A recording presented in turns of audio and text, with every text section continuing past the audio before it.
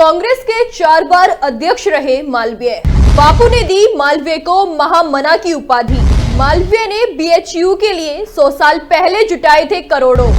मालवीय को 2014 में मरणोपरांत भारत रत्न से किया सम्मानित। लेकिन आज राजनेता ही क्या, मीडिया भी मालवीय को भूली।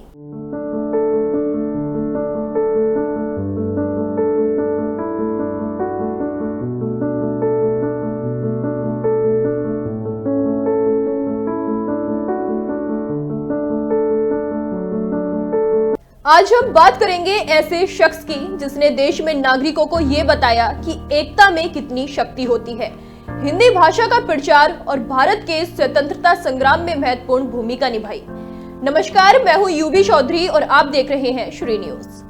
देश तभी ताकतवर हो सकता है जब इसके सभी समुदाय आपसी सद्भावना और सहयोग से रहें। ये वाक्य पंडित मदन मोहन मालवीय जी का है, जो आज भी देश में नागरिकों को ये बताता है कि एकता में कितनी शक्ति होती है। उन्होंने अपने कार्यों से शिक्षा, समाज सुधार, स्वाधीनता संग्राम, पत्रकारिता और धार्मिकता के क्षेत्र में गहरा योगदान दिया।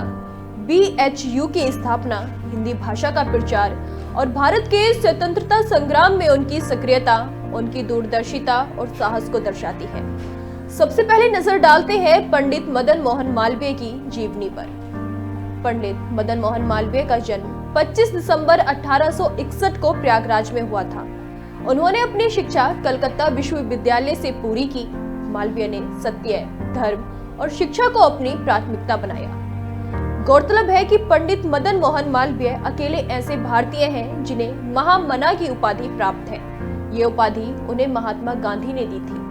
पंडित मदन मोहन मालवीय को महामना इसलिए कहा जाता है क्योंकि मालवीय प्रख्यात शिक्षाविद, समाज सुधारक, स्वतंत्रता संग्राम सेनानी, वकील, राजनेता, अभय उदय, लीडर और मर्यादा जैसी पत्रिकाओं के संस्थापक, पत्रकार, हिंदू महासभा के संस्थापक सदस्य, काशी हिंदू विश्वविद्यालय के संस्थापक, गंगा महासभा के संस्थापक, 4 बार भारतीय राष्ट्रीय कांग्रेस के अध्यक्ष और कई वर्षों तक प्रमुख अखबार के निदेशक मंडल के अध्यक्ष भी रहे।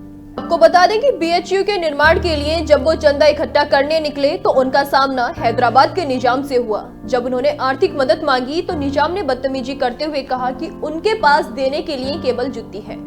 मालवीय ने निजाम की जुत्ती उठाकर उसे नीलाम करने की घोषणा कर दी। ये सुनकर निजाम ने भारी दान देकर अपनी इज्जत बचाई।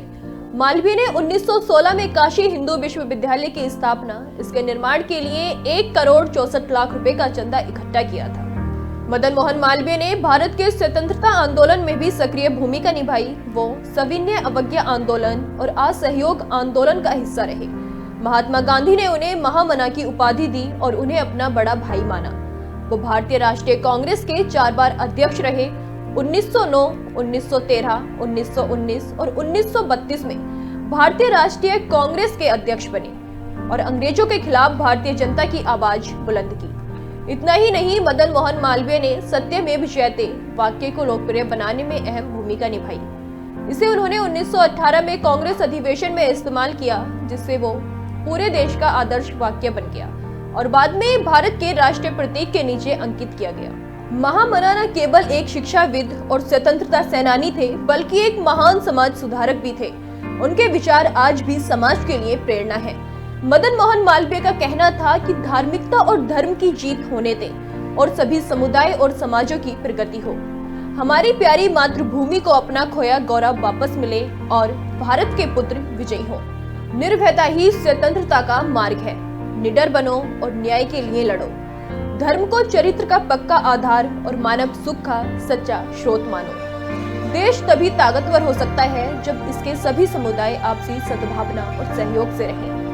आपको बता दें कि मदन मोहन मालवीय को 2014 में मरणोपरांत भारत रत्न से सम्मानित किया गया।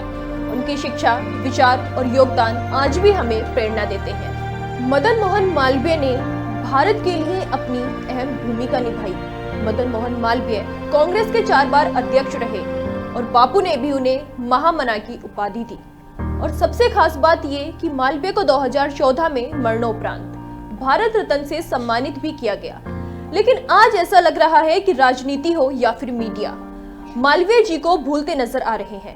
लेकिन सवाल अब ये उठता है कि क्या आज के समय में भारत रत्न किसी पार्टी का हिस्सा बनकर रह गया है, या भारत रत्न किसी को भी यूं ही दिया जा सकता है? क्या आज भारत रत्न का कोई महत्व नहीं है? आज हम क्यों सभी महान लोगों को भूलते जा रहे हैं?